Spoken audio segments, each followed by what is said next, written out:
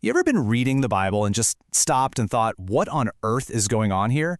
Well, according to the scholar Michael Heiser, that feeling you get, that's actually a clue. It's a sign that we might be missing the entire supernatural worldview that the biblical authors just took for granted. So let's pull back the curtain on this unseen realm. I mean, we've all been there, right? You run into these really odd passages or weird phrases or paradoxes that just seem, well, they seem to make no sense. Heiser argues that these aren't just random, disconnected verses. No, they're actually puzzle pieces, and they point to a much bigger, much more fascinating picture of reality that we've almost completely forgotten. And here's the core of it. The problem isn't the text. The problem is us. Heiser's whole idea is pretty simple, actually. To really get the Bible, we have to try and see it through the eyes of its ancient authors. And that means we got to take off our modern glasses. So what exactly are these modern filters, these glasses we're all wearing? At its root, it's our entire worldview. We're basically trying to read an ancient, deeply supernatural book with modern rationalist eyes. And, well, the two just don't mix. This slide really just lays out the gap perfectly. On one side, you've got us filtering everything through modern rationalism and our own traditions. But on the other side, you have the ancient writers. For them, everything was processed in supernatural terms.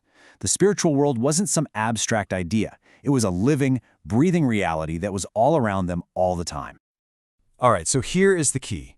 Recovering that lost supernatural worldview, that's the ticket to making sense of it all. It's like the secret decoder ring for the Bible. And this is what Heiser calls the unseen realm. You see, the story in the Bible isn't just happening down here on Earth. It's a huge drama playing out on two stages at the same time, the visible world that we all see and an invisible spiritual one. And that spiritual realm is populated not just by God, but by a whole cast of other spiritual beings.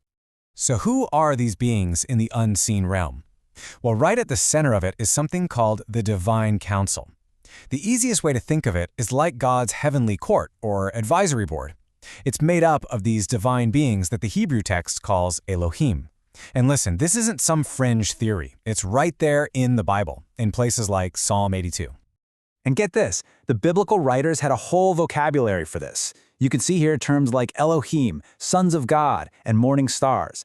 These aren't just different ways of saying the same thing. They're specific titles from members of this heavenly host, and they are woven right into the language of the Old Testament. Okay, so if there's a heavenly court, you just know there's got to be some drama, right? Well, according to Heiser, the entire biblical narrative, the whole story, is best understood as a story of cosmic conflict, a war that started a long, long time ago in that very unseen realm. This quote right here, it just nails it. The Bible story is all about God establishing his rule over both worlds, the visible and the invisible. And he does it through his imagers. These are agents who represent him. And here's the kicker. Those imagers are both human and non-human. So, this cosmic war gets kicked off by three huge foundational rebellions. First up, you have Eden, where a member of that divine council rebels, and that leads to the fall of humanity. Second, before the flood in Genesis 6, other sons of God cross a line they weren't supposed to. And third, at Babel, God judges humanity by disinheriting the nations. He basically hands them over to the authority of lesser divine beings who eventually go bad. And that event right there sets the stage for everything that follows. So, after the whole Babel incident, the world is essentially enemy-occupied territory. And the story of the Bible, from that point on, is about God's grand plan to reclaim what was lost. It's a holy war for planet Earth.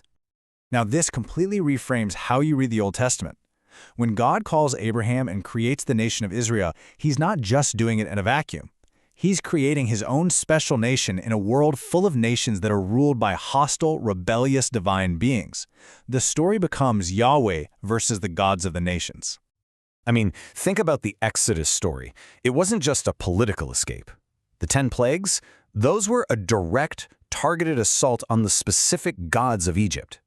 It was a supernatural showdown, a power play, with Yahweh proving point by point that he was superior to the divine powers that were supposedly running Egypt. And it's the same exact thing with the conquest of Canaan. This wasn't just a land grab. This is about God carving out a beachhead deep in enemy territory. He was clearing out a piece of earth from the influence of these hostile spiritual powers so he could establish his rule through his people Israel. So this cosmic war is raging all through the Old Testament, and then comes the climax. the turning point, the arrival of Jesus. His ministry isn't just about teaching and healing. In this worldview, it is a full-blown invasion of enemy territory by God himself in the flesh. And when you look closely, you can see just how strategic Jesus' mission was. He goes into the wilderness, unholy ground, to face the enemy head-on. He sends out exactly 70 disciples, a number that directly corresponds to the 70 nations that were disinherited at Babel. He's signaling he's come to reclaim them. And he reveals his divine glory on Mount Hermon, the traditional site where the sons of God started their rebellion back in Genesis 6. These are deliberate, spiritual declarations of war. Okay, so what does any of this ancient cosmic drama have to do with us today? Well, everything. The war isn't over. We are living in what theologians call the already but not yet phase of the kingdom's arrival. I just love how Heiser puts this. The things that believers do have cosmic significance. Your church isn't just a building on a street corner. It's a pocket of resistance. Your baptism isn't just a religious ritual. It's you pledging allegiance in an ongoing spiritual war. So this whole worldview, it reframes our core practices as basically acts of enlistment. Baptism, that's you choosing your side, loud and clear. The church, that becomes a base of operations, a piece of holy ground established behind enemy lines. And the Great Commission, the mission, that's the ongoing campaign to reclaim lost ground for God's kingdom, one person at a time.